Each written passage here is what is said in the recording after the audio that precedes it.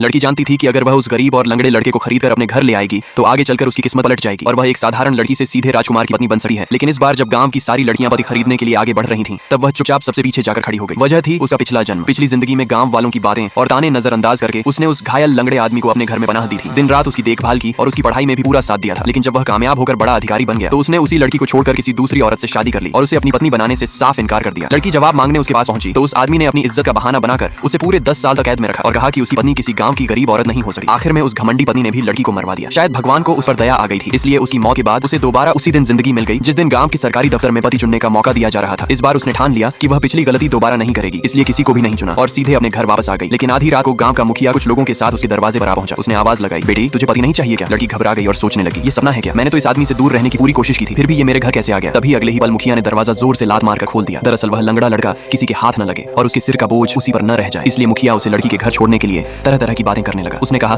कि जब लड़की को पहले मुश्किल वक्त में उसने अपने घर में जगह दी थी तब उसने कभी कोई सवाल नहीं किया था। अब समय आ गया है कि लड़की भी उसका एहसान चुकाए। बात इतनी बढ़ गई कि लड़की के पास मना करने का कोई रास्ता नहीं बचा और उसे उस आदमी को अपने घर में रखना पड़ा। लेकिन जैसे ही उसने उसके घाव साफ करके पट्टी बांधी, वह आदमी खुद कहने लगा कि वह उसके साथ शादी करना चाहता है। मगर दोबारा जिंदगी मिलने के बाद लड़की सब समझ चुकी थी। उसे पता था कि वह इतनी जल्दी शादी इसलिए करना चाहता है ताकि जल्द से जल्द अपनी गुलामी से आजाद हो सके। उस समय के कानून के मुताबिक अगर कोई अपराधी गुलाम बना दिया जाता था तो उसकी आने वाली पीढ़ियां भी गुलामी में ही रहती थीं। लेकिन अगर कोई किसान उसे खरीदकर अपने घर ले आए और उससे शादी कर ले तो वह उस गुलामी से आजाद हो सकता था। लड़की ने साफ कहा, मैं तुम्हें गुलामी से जरूर आजाद करवाऊंगी, लेकिन तुम्हारी पत्नी बनकर नहीं, तुम्हारी बहन बनकर। आज से हम दोनों भाई बहन की तरह रहेंगे। आदमी ने हैरानी से पूछा, भाई बहन? लड़की ने जवाब दिया, हाँ भाई बहन। लेकिन आदमी ने तुरंत कहा, नहीं मैं ऐसा नहीं कर सकता। लाइक सब्सक्राइब कर देना, भगवान आपको बहुत खुशी देगा।